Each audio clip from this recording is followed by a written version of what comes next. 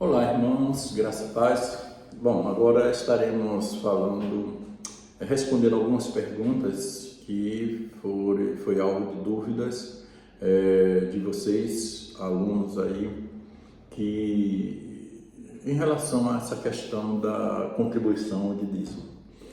Bom, acho interessante essas perguntas, mas eu vou tentar ser o mais compreensivo possível, levando em consideração que não quero entrar, nem desejo, nem concordo pelo caminho do legalismo, né? Mas o caminho do princípio. Eu diria que todas as minhas respostas devem girar em torno do não legalismo, deve girar em torno de princípios e girar em torno de foro íntimo, isto é uma relação sua com Deus, ok? Então vamos lá. Primeira pergunta. A minha dúvida é se o dízimo é válido em alguma situação em que surja fora da igreja e possamos ajudar alguém com necessidade. Deixa eu dizer uma coisa. Eu sempre defendi a contribuição financeira para a igreja como sendo também uma defesa da própria igreja. Em que sentido? Se eu faço parte de uma comunidade e eu sou contribuinte, não significa dizer que eu vou obrigar o pastor ou a própria liderança a atender determinadas pessoas, mas eu sou parte contribuinte também de uma consciência para que aquela igreja, aquela comunidade possa atender algum necessitado. É verdade que algumas igrejas alguns líderes não estão atentos a isso, mas creio eu, como membro daquela igreja, eu posso dizer assim, porque antes de ser pastor eu fui membro bastante tempo, fui 16 anos presbítero, então era um membro comum e um membro como líder, e sempre fui um defensor. Então, nesse sentido, essa hora em que eu estava pronto para defender junto com a liderança, mesmo quando eu não era liderança, para que, nesse contexto, eu possa ajudar aqueles que necessitam. É meio difícil para mim compreender, a partir daquilo que a Palavra de Deus nos ensina, a importância didática e espiritual do dízimo, eu, de certa forma, reter para transferir para outros. Mas aí é aquela questão, se alguém o faz com responsabilidade diante de Deus. Eu creio que não reflete bem nem o princípio e não reflete bem aquilo que nós chamamos de envolvimento com a comunidade, a ponto de desenvolver uma influência para que a comunidade, para que outros possam ser atendidos. Ok? Pergunta número 2. A entrega do dízimo é no valor do bruto ou no valor do líquido? Bom, eu sempre tive a prática, eu vou preferir começar pelo meu testemunho, eu sempre tive a prática de ser dizimista do bruto. E acreditem, olha, não por obrigação, mas por uma disposição dada pelo próprio Deus, porque eu não posso me envaidecer. Se eu sou dizimista é porque a graça de Deus é sobre mim. Então eu sempre dei o dízimo, sempre entreguei, devolvi aquilo que é do Senhor de forma bruta. E acreditem, nunca em momento nenhum Deus deixou de me abençoar. Eu não me lembro se eu já contei esse testemunho para vocês, pode ser que em um dos vídeos. Os momentos mais difíceis do ponto de vista financeiro pode ter sido na época em que eu trabalhei 8 anos numa empresa e 8 anos em 3 meses, saí, fiquei desempregado. A minha filha saiu da escola em que ela era bolsista, porque eu era seminarista, eu já tinha terminado meu curso de licenciatura em Educação Cristã, porque eu, na verdade, não pensava em ser pastor. E também minha esposa desempregada. O que é que acontece? Eu pude experimentar, né, a boa mão de Deus, onde eu dava aula, recebia na época, acho que R$40, alguma coisa assim. E um pequeno, como é que eu posso dizer assim, na verdade era um serviço prestado na minha aula, e recebia também o seguro-desemprego. E acredite, foi nessa época que Deus me abençoou. Minha filha voltou a trabalhar, a esposa foi chamada para trabalhar numa escola. A avó tinha matriculado nessa escola particular e até a matrícula foi devolvida. Foi nessa época que eu fixei o meu trabalho lá onde eu trabalhei durante 26 anos. Foi nessa época que eu comprei minha casa, tudo nesse período. Agora, uma coisa eu posso dizer, foi a fidelidade de Deus. A fidelidade de Deus de maneira que eu senti a graça de Deus em dar, porque eu era bom, não. O nosso coração é mau por natureza, mas porque Deus me abençoou. E na época eu comprei uma casa que valia, o valor venal era menos de 50% do valor venal. E para quem conhece isso sabe que o valor de mercado era muito mais. Então eu comprei por um valor que só posso ter, não tem outra explicação. Foi a graça de Deus na minha vida. Portanto, eu sempre usei essa prática. E claro, se alguém usa, por entender de certa forma de que tudo que eu recebo preciso entregar, porque eu recebo o salário líquido, mas eu não recebo também todos os direitos, né? Não se transforma também em salário, que eu vou receber depois, que eu, na verdade, tem a ver com fazendo parte daquilo que eu recebo daquela empresa. Então, talvez esse meu testemunho seja a melhor coisa para você pensar, a importância, o princípio de podermos ter a graça, né, de ser dizimista a partir do bruto. Terceira pergunta: posso administrar o valor do dízimo entregando 50% à igreja onde congrego e 50% a uma instituição? Eu confesso que eu tenho dificuldade de tal coisa. Acredito que Deus não nos permite pensar assim. Se você está falando de 50%, veja, é só a gente pensar que o mais importante é a gente levar em consideração esse contexto de comunidade, como aconteceu, por exemplo, no Novo Testamento. Se a gente observar no Novo Testamento, você tinha Safira e Ananias. Se alguém quer considerar a oferta, o que eles deram, tudo bem. Se quer considerar o dízimo, eles deram 50%. Por quê? Porque eles venderam e mentiram, né? Dizendo que correspondia tudo, quando na verdade eles deram metade. E depois chega a esposa dele e também faz a mesma coisa. Veja, eles já tiveram 50% e trouxeram os outros 50%, que é muito mais do que muitos de nós que damos dízimo, que damos o referencial mínimo de 50%. E o que é que aconteceu em função do fato de que eles mentiram não a Pedro, mas ao Espírito Santo? Eles morreram. Então não estou dizendo que ninguém vai morrer por conta disso. É mais fácil a gente morrer espiritualmente, é mais fácil a gente adoecer espiritualmente. Mas acima de tudo, isso está no âmbito de Deus, da soberania de Deus, do poder de Deus. Creio que Deus requer de nós fidelidade e, portanto, se nos propomos diante de Deus dar o referencial mínimo como princípio estabelecido no Antigo Testamento e como eu já falei, e que creio que praticado também no Novo Testamento, que no Novo Testamento muito mais do que o referencial mínimo, certamente eu não vejo razão para simplesmente a gente dar 50% a uma instituição e 50% como dízimo. Se queremos ajudar uma instituição, podemos ajudar de outras formas, afinal de contas tem tantas formas, não é? Então, por que usar o dízimo? Entende? Vamos lá. 4. Entregar o dízimo ao missionário ou pastor em necessidade. A pergunta é: podemos fazer isso? Veja, eu falei que na minha conversa aqui com vocês, eu iria trabalhar também na questão do foro íntimo. Eu diria o seguinte: vou repetir, eu sou defensor da igreja. Creio que a igreja pode, sem dúvida nenhuma, investir em missionários, deve cuidar do seu pastor como obreiro, em suas necessidades.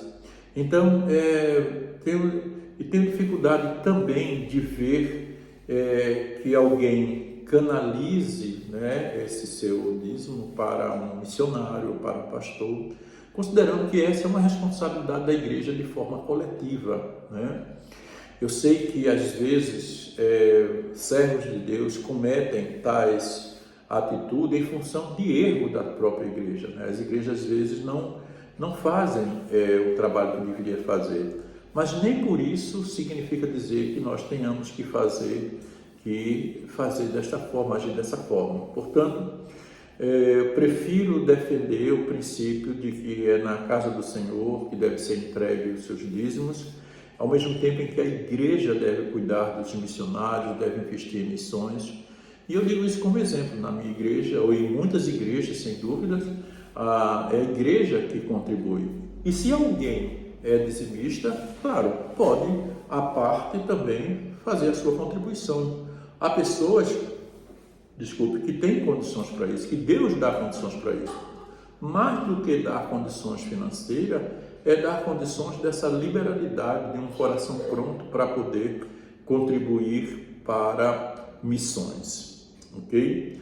Então, assim, eu creio que, considerando apenas se alguém o faz de foro íntimo, porém, eu não vejo muita base para não defender a igreja e, de certa forma, entregar na casa do Senhor. Sim, tudo bem que no Antigo Testamento era lei, trazer todos os dízimos da casa do Senhor. Mas a gente não traz a lei como uma obrigatoriedade, mas traz o princípio, não é? Que é uma defesa da própria igreja para que ela possa cumprir o seu papel. Ok? Muito bem, pergunta número 5. Posso utilizar o valor do dízimo para comprar algumas utilidades que a igreja está necessitando? Mais uma vez, isto aí pode ter uma relação com a própria liderança, com o pastor, mas na maioria das igrejas, elas não trabalham dessa maneira. Elas mesmas administram para a própria coletividade. Eu já vi a história de um determinado vereador ou candidato, não me lembro.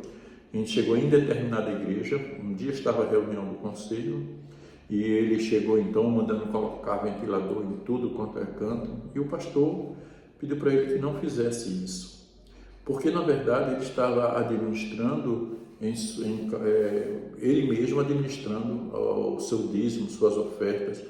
De certa forma, a gente não, é como se não tivesse, de certa forma, confiando a sua liderança, o seu dízimo, suas ofertas. Repito, tenho constantemente esse pensamento. Precisamos defender que líderes honestos trabalhem, né? Que líderes trabalhem de forma a ver o desenvolvimento da igreja. É o trabalho da comunidade.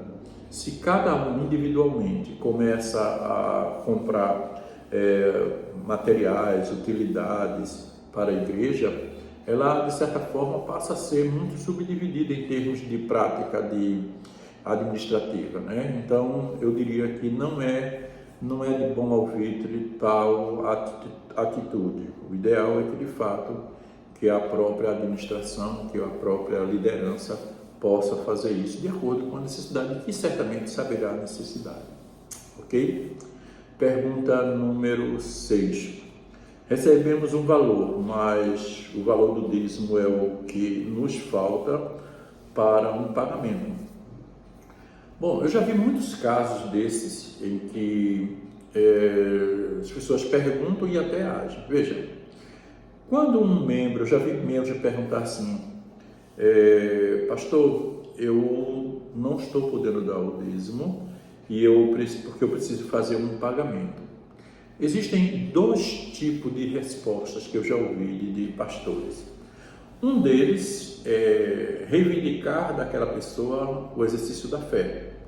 Irmão, você precisa ter fé que Deus vai lhe abençoar, né? E a outra resposta é, irmão, se você está precisando, assim o faça. Eu diria o seguinte, eu diria que A gente pode considerar, minha resposta, o exercício da fé, sim, mas também eu não posso obrigar a entrar no foro, nesse foro íntimo, não é, dessa pessoa que, se realmente está precisando, não vou julgá-lo como se estivesse cometendo um crime. Deus conhece a cada necessidade. Sim, precisa exercer a fé, precisa, mas não cabe a mim naquele momento julgá-lo e dizer que ele deve dar o dízimo se ele está precisando. Creio que isso não seria bom. O bom é exercer a fé na medida em que ele tiver fé suficiente. Mas se ele está precisando naquele momento e ele está precisando fazer pagamento, então nenhum pastor, nenhum de nós deve obrigar, porque senão a gente cai mais uma vez naquele erro de obrigatoriedade. E aí, quando a gente entra na obrigatoriedade, nós estaremos sendo, de fato, legalista. Ok? 7ª pergunta. O dízimo é doutrina do Novo Testamento ou só do Velho? Bom, eu acredito que durante os vídeos que eu mandei para vocês eu já respondi, mas eu vou só reiterar. Eu defendo o dízimo tanto do Antigo Testamento quanto o dízimo no Novo Testamento. Eu já falei em outros vídeos, tenho dito também aqui aos meus alunos o seguinte, de que é verdade, por exemplo, por isso que eu gosto de Paulo José, quando ele escreve nesse livro, embora ele não vá dizer o que eu disse, mas eu gosto quando ele tem coragem para dizer que, por exemplo, o Evangelho, você só tem, você não encontra, você encontra, na verdade, 3 textos, né, que é Mateus 23, Lucas 11:42 e depois Lucas 18, versículos 9 a 14, se não falha a memória. Então vamos lá. Todos eles para corrigir, não é assim? O primeiro, de Mateus 23 e Lucas 11:42, que é com o objetivo de corrigir aquilo que como é que eu posso dizer assim, um erro da prática, porque eles queriam dar o dízimo das coisas mais detalhistas, esqueciam da misericórdia, do amor, esqueciam de coisas essenciais. Então, de certa forma, a gente pode dizer que isso é uma verdade. Ali está sendo corrigido. Também a mesma coisa lá em Lucas 18, onde o fariseu, o publicano, o fariseu fica se gloriando porque não faz isso, não faz aquilo, porque dá o dízimo. Enquanto o publicano diz, olha, tem misericórdia de mim. Então não adianta ter tanta preocupação em ser dizimista numa perspectiva legalista, esquecendo-se de que a coisa mais importante é o amor ao próximo. No entanto, eu volto a repetir que se há essa correção no Novo Testamento, então pressupõe-se que de fato havia a prática. Então bastaria que esses fariseus, ou que qualquer cristão, agisse de forma, vamos dizer assim, sem o legalismo, e pudesse dar o dízimo, e fosse dar o dízimo, ou pudesse dar mais do que o dízimo, como acontece no Novo Testamento. Então isso por si só, eu entendo que já pressupõe a prática do dízimo no Novo Testamento, sim, bem como também nos nossos dias, porque de outra forma, da mesma maneira, também não precisaria falar no Novo Testamento em forma de lei, porque já era do Antigo Testamento. Reivindicar a prática do dízimo se já era uma questão prática na vida deles. Ok? Portanto, sim, eu defendo o dízimo no Antigo Testamento e também no Novo Testamento e também nos nossos dias. Número 8. O dízimo é só do nosso salário que trabalhamos ou de tudo o que recebemos, por exemplo, herança. Ora, é tudo o que recebemos, não importa. Deus não está preocupado, né, com o dinheiro. A Bíblia diz que é o dono da prata, do ouro, é dono do nosso dinheiro. O que Ele vai requerer de nós é a fidelidade. Então, se é fácil apenas eu ser dizimista do pouco e eu recebo uma herança, eu não sou dizimista, então coloca-se em jogo aí a minha fidelidade, coloca-se em jogo aí a minha o meu reconhecimento de que aquela herança foi Deus que me deu e, portanto, é justo que eu possa devolver aquilo que é dele, como uma forma didática, como uma forma de adoração, como uma forma de reconhecimento, de gratidão, como forma de devolver aquilo que é dele. Então, não importa se é muito ou se é pouco, se é uma herança. Sim, eu devo dizer que eu compreendo de tudo que recebemos. Eu tinha um hábito, quando minha filha era criança, não sei se já contei também aí, de minha filha. Eu pergunto assim, se eu sei se já contei, porque algumas coisas eu falei ao vivo com vocês, através do vídeo, e outras vezes eu gravei.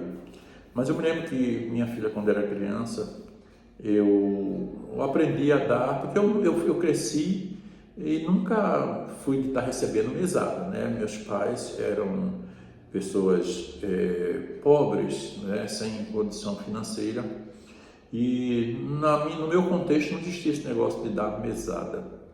Então eu entendi que, por uma questão, como é que eu posso dizer assim, de educação financeira, eu passei a dar à minha filha uma mesada e orientando ela como ela deveria administrar o dinheiro dela, inclusive ensinando a ela a respeito do dízimo, ok? Então, não importa se é pouco, pode ser R$1, pode ser 10 centavos, se bem que a gente, claro, não vai cair no farisaísmo, né, de ter que dar o pequeno, não. A principal coisa é o amor, sem dúvida nenhuma, a misericórdia, mas por uma questão didática apenas, ok? 9. Dizima-se do nosso tempo para Deus. Eu já ouvi muito falar sobre isso, né? Vamos dizimar o nosso tempo. Ora, o nosso tempo é todo do Senhor. Eu não vou dizimar um tempo para Deus e significando dizer que o tempo do meu trabalho não é para Deus, o tempo que eu vou fazer um passeio não é para Deus, o tempo que eu estiver me divertindo não é para Deus. Todo o nosso tempo é para o Senhor. Então, é 100% do nosso tempo, né? Então, quando se trata dessa questão de tempo, que as pessoas sempre dizem, não estou dizendo que são vocês, mas algumas pessoas às vezes usam a perspectiva de dízimo de tempo até como uma forma assim de dizer que eu posso fazer outras coisas sem necessariamente, eu posso dizimar outras coisas sem necessariamente ser o meu dinheiro. Claro, eu creio que não é o caso de vocês, mas na verdade todo o nosso tempo é para o Senhor. E a 10ª pergunta, eu também já falei muitas vezes, mas eu vou responder sim, só reiterando. A pergunta número 10 é uma obrigação dar o dízimo e as ofertas? Veja, eu comecei respondendo essas perguntas elaboradas por vocês, dizendo que eu não ia entrar pelo caminho da legalidade, da obrigação, não, de forma nenhuma. Não é uma questão da obrigação de dízimo por forma de lei, por forma de obrigação da igreja, não, de forma nenhuma. Agora, o que eu disse é o seguinte, eu me constranjo diante do amor de Deus, que me leva a dar dízimo de tal maneira, e dar minhas ofertas e contribuir na casa do Senhor, para o bem da comunidade, para as bênçãos visíveis, para as bênçãos invisíveis, né? Para refletir todas essas bênçãos. Eu faço isso porque é o reflexo daquilo que Deus tem feito na minha vida. E eu digo mais, não é uma questão de obrigação, eu digo assim, envolve um relacionamento com Deus, a fidelidade de Deus, de tal maneira que ai de mim, eu digo para mim mesmo, não é que ninguém vai me obrigar, ai de mim se eu não for dizimista, se eu não for ofertando a casa do Senhor, eu não estou me relacionando bem com Deus nessa perspectiva, porque se Deus é o abençoador, não é? Eu vou apenas refletir aquilo que Ele tem me dado. Deus não precisa do meu dinheiro, Deus não precisa que eu demonstre por uma questão como se fosse uma questão legalista da fé, da obrigação, porque Deus sabe das nossas limitações, o quanto somos falhos. Mas Não é uma obrigação em torno de lei, em torno da igreja, mas é uma obrigação particularmente nossa, um dever nosso como cristão, como reconhecimento das bênçãos que Deus tem dado a cada um de nós, sim, sermos dizimistas. E eu digo a mim mesmo, ai de mim, se eu não recebesse a graça de Deus de ser dizimista. Porque talvez por mim mesmo eu fosse falho, mas Deus me deu a graça de poder contribuir e servir ao Senhor desta maneira. Irmãos, muito obrigado, que Deus continue abençoando. Qualquer dúvida, estamos aqui para responder. Um abraço a todos, que Deus continue nos abençoando. Amém.